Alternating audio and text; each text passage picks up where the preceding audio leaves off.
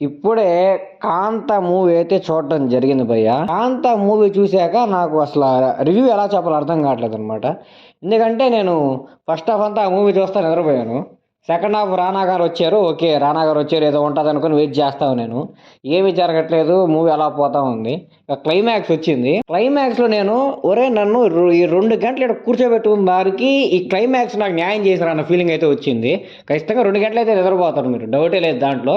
కానీ ఎప్పుడైతే క్లైమాక్స్ వస్తదో, నేను నిద్రపోయిన మనిషిని లేపి మూవీ చూసేలా చేసిందిరా బాబు క్లైమాక్సు.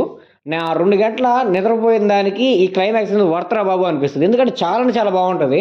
నాకైతే క్లైమాక్స్ చాలా బాగా నచ్చింది భయ్య. ఇక యాక్టింగ్ విషయానికొస్తే మాత్రం 'దుల్కర్ సల్మాన్' గారు చంపేశారంతే. ఏం మాట్లాడలేం ఇంక యాక్టింగ్ గురించి. ఇంత బాగా చేసాడు, ఇది బాగా చేయలేదు. ఇంకా ఓన్లీ మాటలొద్దు, ఏమొద్దు. జస్ట్ ఆయన యాక్టింగ్‌తో ఆయన ప్రూవ్ చేసుకున్నాడనమాట ఆయనేందని చెప్పి. ఇక 'భాగ్యశ్రీ బోర్సే' గారిని చూసాక నాకేమనిపించిందంటే, నిజంగానే చాలా రోజుల తర్వాత తెలుగుకి ఒక మంచి like beauty with acting skills అంటారు కదా! అలాంటి అమ్మాయి వచ్చిందని అయితే అనిపించిందనమాట.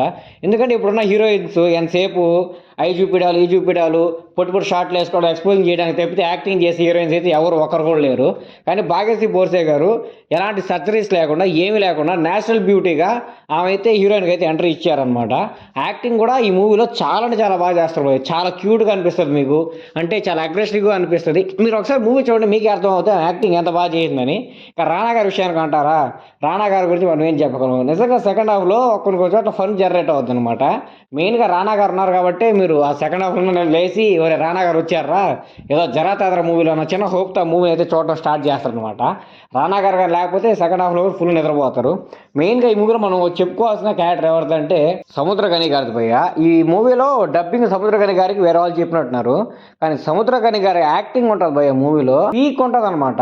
ఒక ఇగో వల్ల ఒక అమ్మాయి జీవితం ఎలా అయిపోయిందనేది ఈ మూవీలో చాలా అంటే చాలా క్లియర్‌గా చూపిచ్చారు. కాబట్టి ఈ మూవీని మీకు ఓకే. మేము 2 గంటలు ఓపికగా కూర్చోగలం. ఆ క్లైమాక్స్ నిజంగా అంత సాటిస్ఫైయింగ్‌గా ఉంటాది అనిపిస్తే మేము ఖచ్చితంగా థియేటర్ అయితే కూర్చోగలం అనిపిస్తే మాత్రమే మూవీకెళ్ళండి. నిజమే మూవీ 2 అవర్స్ చాలా అంటే చాలా స్లో ఉంటది. నిజంగా లిటరల్లీ నిద్రపోతారు మీరు. అంత స్లోగా ఉంటదనమాట మూవీ.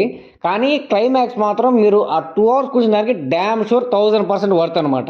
మీరు ధైర్యంగా ఆ విషయంలో మాత్రం గుండెల మీద చేతేసుకొని థియేటర్‌కైతే వెళ్ళొచ్చు. కాబట్టి ఇంకా మీరు థియేటరు టికెట్లు బుక్ చేద్దాం వద్దా అంటే ఒకటే మైండ్‌లో పెట్టుకోండి. నేను క్లైమాక్స్ చూడాలనుకుంటున్నాను. ఆ వర్త్ ఏందో తెలుసుకోవాలనుకుంటే మాత్రం ఖచ్చితంగా డిస్ట్రిక్ట్ యాప్ లేకపోతే బుక్ మై షో యాప్ అయితే ఓపెన్ చేసి థియేటర్‌కైతే టికెట్లు బుక్ చేసుకొని అర్జెంట్‌గా ఎళ్లి థియేటర్‌లో అయితే మూవీ చూడండి.